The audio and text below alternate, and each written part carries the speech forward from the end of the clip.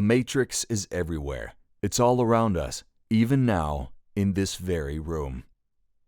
The concept of the Metaverse is not insidious like the permanent dream world portrayed in The Matrix. Those who will choose to enter the Metaverse will do so by choice, and a great many companies have joined the fray to provide virtual spaces for their users. So what makes the Metaverse different from virtual reality? Virtual reality isn't a novel idea. The Metaverse, however, as an overhauled internet in a 3D virtual space, is. Rather than watching a famous Taylor Swift concert on YouTube on replay, why not attend live from your home in a fully immersive experience? Jumping on a Zoom meeting, wouldn't it be better for the attendants to sit at a table?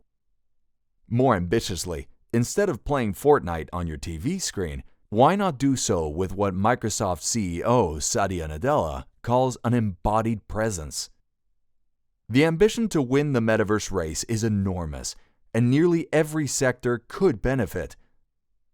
Let's take a deep dive into the topsy-turvy economics of why.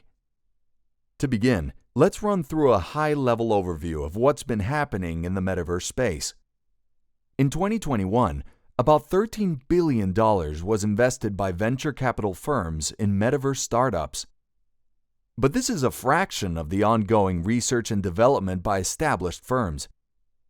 3 of the largest tech companies on the planet are all vying to build the new internet. In October of 2021, Facebook changed its name to Meta to reflect its changing business strategy.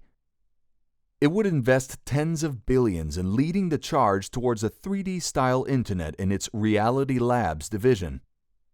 When Microsoft acquired Activision Blizzard, the maker of Call of Duty, for $70 billion, they did so not just to acquire a good company with proven gaming titles, but for the firm's sophisticated physics engine that can be developed to produce metaverse-oriented games.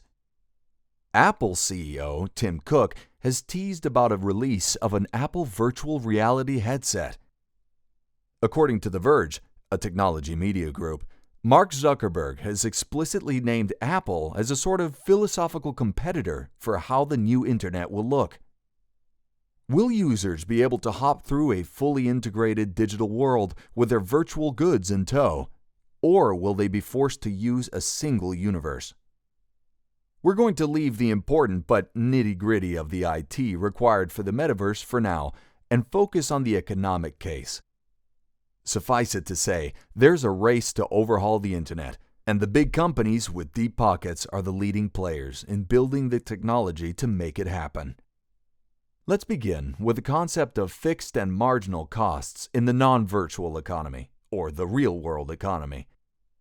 Suppose you have an idea to sell the very best widget that reduces friction of bicycle wheels and makes purchasers of bicycles happy.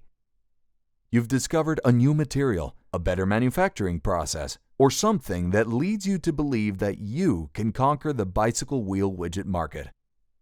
But in order to become a tycoon, you need a factory. This is a fixed cost. It's incurred before Widget Co. produces and sells a single widget. Suppose each widget costs an additional $10 to produce, the marginal cost. Perhaps as your company grows and you can acquire more materials for a lower unit cost, or something advantageous like this, each additional widget you produce falls. If the marginal cost falls with each new unit produced, then Widget Co. has achieved diminishing marginal costs. But that pesky cost of production is still there. Moreover, you have to pay your employees on the factory line regardless of your widget sales, and they might be unionized, so it's hard to fire them. Moreover, there are only so many bicycles around, and eventually someone else might come along and produce an even better widget that makes Widget Co. obsolete. It's pretty tough to be a widget tycoon. Technology platforms exploit increasing returns to scale where the marginal cost is so minimal that we may as well consider it as being zero. The vast majority of costs are fixed. Once a piece of software is produced, an expensive undertaking, it only needs to be distributed. Here are a few examples. Meta has over 3 billion users across Facebook, WhatsApp, and Instagram. You're on Facebook because everybody else is on Facebook. If you join MySpace, you won't be able to see all your friends' posts. Meta benefits from what's called a network effect. The value of the product increases as the number of users increase. And because Facebook has so many users, advertisers love to flog their products there. Facebook is really an advertising business, even though it provides a social media product to its users. Google is also an advertising business that benefits from a slightly different iteration of the network effect. Google's search engine improves with every new search. It's the best search engine because so many other people other than you have used it and continue to use it. The parent company of Google, Alphabet, is involved in many other areas, but its core product has basically been developed. It costs almost nothing to produce a search engine to each additional user. Microsoft, you guessed it, is also a beneficiary of the network effect and zero marginal costs. Once a new Windows and Microsoft Office edition is developed, the company only needs to provide a download link and a troubleshooting website, zero marginal cost. People know how to use Excel, so businesses subscribe to it for collaborative work. So what about the Metaverse? Let's start with why Meta finds it so compelling a business case and has staked so much on it. That 3 billion user count we mentioned earlier is where to begin. No business, other than perhaps Coca-Cola, touches the daily lives of so many people. If Meta can build an attractive virtual world, it has up to half the planet as its addressable market. Of course, like Facebook, its metaverse would be free for users to access. So how would Meta make money? Understanding this is to understand the general principles of the economics of the metaverse itself. Suppose you lead the shoe division of Nike. Costs are increasing at every step of your production process. America isn't playing ball with your offshoring to Asia, and China's zero-COVID policy isn't letting you ship as many shoes as you'd like. With a plug-and-play metaverse, you merely need to partner with Facebook to sell digital versions of your shoes so users can dress up their avatar. It costs almost nothing to distribute a new pair of digital shoes, but a material amount to distribute real shoes. Rather than dealing with all the vagaries of the real world, you only need to pay Meta a small commission. Suddenly, an old economy fashion business like Nike has achieved software-like costs with an addressable market of 3 billion people. To the extent that a company has established brand value, it can be duplicated for almost free. What does this mean?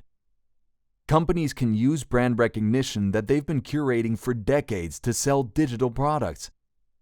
This is beyond compelling, as it applies to so many companies and products.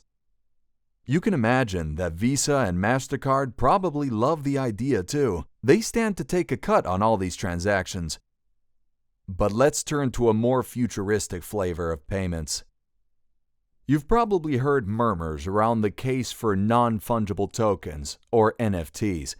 In the future metaverse world, anytime a user purchases something, it could be bought as an NFT, meaning that the user could sell that product in the future to another user. The NFT works because it provides ownership through an unchangeable digital record on the blockchain. Hermes' Birkin bags are valuable because there are so few produced. Their scarcity is what creates the value, probably more than their quality. The Birkin bag effect, as we've decided to call it a deep dive, extends nicely to the metaverse. Limited edition Supreme skins in Fortnite or Ferraris in Forza can be purchased and then traded as NFTs with instant peer-to-peer transfer. Imagine a vast digital eBay.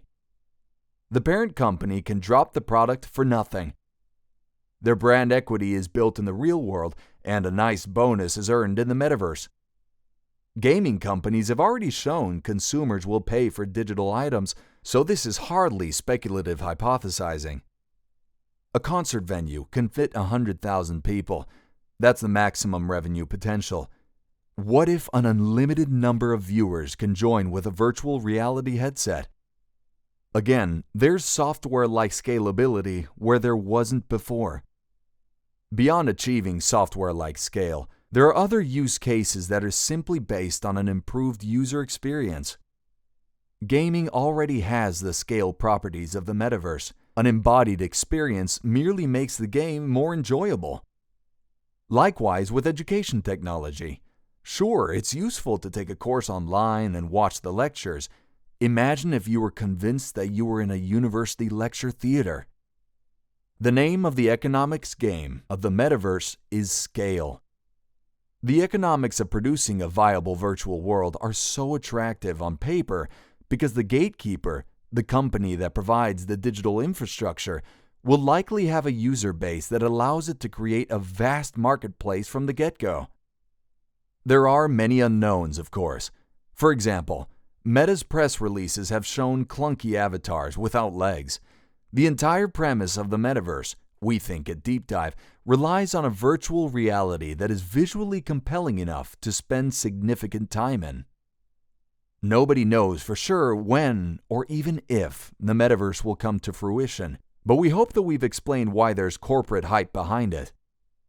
Will consumers ever respond in return? Thanks for tuning in. We'd love to hear your thoughts on the metaverse in the comments.